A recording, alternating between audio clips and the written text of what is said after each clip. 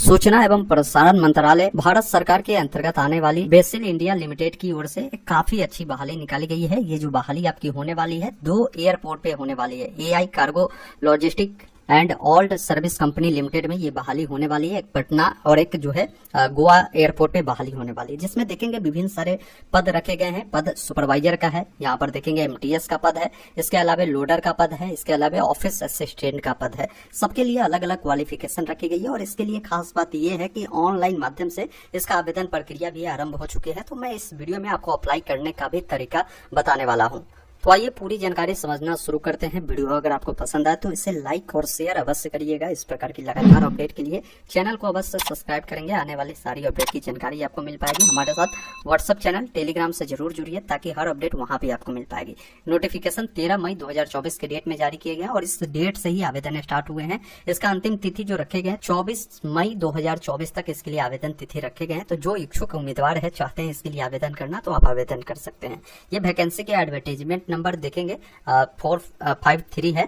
उसके अलावा नीचे यहाँ पर इन्होंने सभी जानकारी दिया है। जैसे पहला जो पद है सुपरवाइजर का है, इसके लिए क्वालिफिकेशन बोले गए कि ग्रेजुएट आप होने चाहिए और आपके पास कंप्यूटर का भी नॉलेज होनी चाहिए और 2 सालों का रिलेवेंट जो फील्ड है, सुपरवाइजर वाले जो फील्ड है इसमें आपका एक्सपीरियंस भी मांगे गए हैं। इसमें जो मैक्सिमम एज है आपकी जो है 30 साल बोले गए हैं और जॉब का जो लोकेशन होगी पटना में होगा और एक जो आपकी लोकेशन है वो गोवा में है। ये एयरपोर्ट की बहाली है, ध्यान रखिएगा। 1 सीट इसमें है, 1 सीट पटना और गोवा के लिए है। बाकी सैलरी 22,412 रुपए है। इसके लिए जो भी आपके इंटरव्यू होंगे वो सारा यहाँ पर इन्होंने बताया कि ऑनलाइन ही होंगे। इस डेट को आपके इंटरव्यू हो सकते हैं, बाकी गोवा वाले के लिए ऑफलाइन है। ये डेट आपको बताया गया है। इसकी जानकारी आपको ईमेल जो आप फॉर्म भरते समय देंगे, मोबाइल नंबर देंगे, उस पर आपको सूचना भी देती जाती है। इसके अलावा दूसरा जो पद है देखेंगे हाउस कीपिंग, जिसे एमटीएस के नाम से जानते हैं। इसमें 8वीं पास बोले गए हैं और इसमें भी बोले गए हैं कि इससे रिलेवेंट अगर आपने हाउस कीपिंग का काम किया होगा एमटीएस का कहीं तो 1 साल का एक्सपीरियंस लगा सकते हैं। आपकी जो मैक्सिमम एज होगी 30 साल से अधिक नहीं होनी चाहिए। पटना में 1 सीट है और इसके अलावा पटने में ही है एमटीएस वाला पद। 16,926 रुपए इसमें आपकी सैलरी होने वाले हैं। लोडर का पद है जिसमें 12वीं पास बोले गए हैं और आप जो है इंग्लिश जानते होंगे, बोलना नहीं पढ़ना आप जानते होंगे तो आप अप्लाई कर सकते हैं। 1 साल का अगर आपके पास कार्गो हैंडलिंग में अगर आपके पास एक्सपीरियंस है तो पहले प्राथमिकता आपको दिया जाएगा, नहीं है फिर भी आप अप्लाई कर सकते हैं। पटना गोवा दोनों के लिए बहाली है। पटना में 2 सीट है, गोवा में 12 सीटें हैं। 16,926 रुपए इसमें भी सैलरी है। अगला जो पद है ऑफिस असिस्टेंट का है। ग्रेजुएट अगर आप है तो अप्लाई कर सकते हैं। 35 साल मैक्सिमम एज है। दिल्ली में ये जॉब होगी। 2 सीटें रखी गई है, 25,000 रुपए इसमें सैलरी रखी गई है। बाकी यहाँ पर कुछ जानकारी आपके सिलेक्शन प्रोसीजर के बारे में बताया गया है कि इसमें जो भी लोकल कैंडिडेट होंगे पहले प्राथमिकता उनको दिया जाएगा।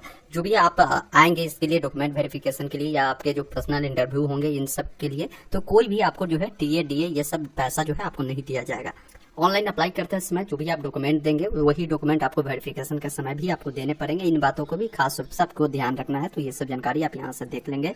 नीचे आएंगे आपको अप्लाई कैसे करना है उसके बारे में स्टेप बताए गए हैं कि इस वेबसाइट पर जाकर आप अप्लाई कर सकते हैं। बाकी इसके लिए फी कितना देना होगा अप्लाई का तो बताया भी गया है कि अगर आप जनरल वाले होंगे तो 885 रुपए आपको देने होंगे एक पोस्ट का। अगर आप 1 से अधिक पोस्ट पर अप्लाई करते हैं तो दूसरे पोस्ट के लिए आपका जो फी बढ़ जाएगा वो 590 रुपया आपका एक्स्ट्रा लगेगा। अगर और भी पोस्ट के लिए करेंगे तो आपका जो है पर पोस्ट 590 रुपया बढ़ता जाएगा।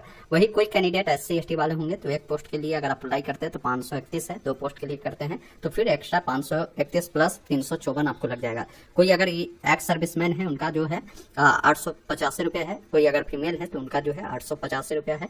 कोई अगर EWS फिजिकल हैंडीकैप है 531 रुपया है। तो ये जानकारी आपको दिए गए हैं। तो आइए समझते हैं कि इसके लिए जो है फॉर्म कैसे अप्लाई करना है, स्टेप बाय स्टेप प्रोसेस समझते हैं। इसके लिए मैंने आपको वीडियो डिस्क्रिप्शन में लिंक उपलब्ध करा दिया है। डायरेक्ट इस वेबसाइट पर आप आ जाएंगे। जैसे ही आप इस वेबसाइट पर आते हैं सबसे पहले आपको अपना अकाउंट बनाना होता है एप्लीकेशन फॉर्म को भरकर। तो सबसे पहले एडवर्टाइजमेंट नंबर आपको चुनना है। तो एडवर्टाइजमेंट नंबर जो है ये 453 है। तो यहाँ से अप्लाई वाले पे आएंगे तो इसमें आपको कई सारे मिलेंगे लेकिन आपको 453 वाला चुनना है।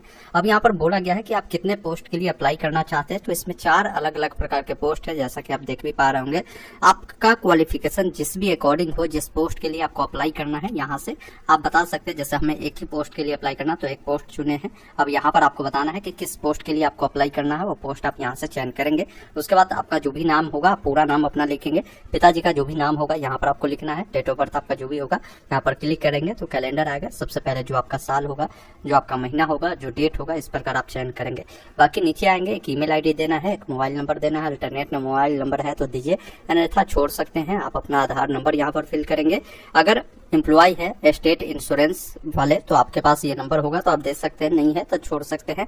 आप अपना पैन नंबर यहाँ पर देंगे, जो भी आपका कैटेगरी होगा आप कैटेगरी यहाँ से बताएंगे। उसके बाद नीचे आएंगे, आपके कैटेगरी के अकॉर्डिंग जो पेमेंट लगेगा देखने को मिलेगा, वही आप ऐसे चुनते हैं तो ऐसे के लिए इतना दिखा रहा है, तो आप कैटेगरी जैसे चुनेंगे तो बता देगा। नेशनलिटी आपको इंडियन चेंज करना है, रिलीजन बताना है, आपका जेंडर क्या है, पुरुष है या महिला है, बाकी आपकी शादी हो चुकी है तो मैरिड अन्यथा मैरिड वाले विकल्प पर क्लिक करेंगे।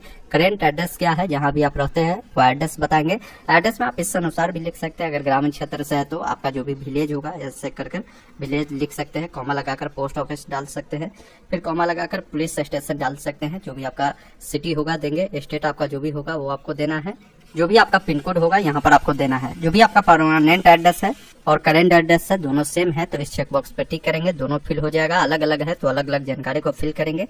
सेव एंड नेक्स्ट वाले विकल्प पर क्लिक करेंगे।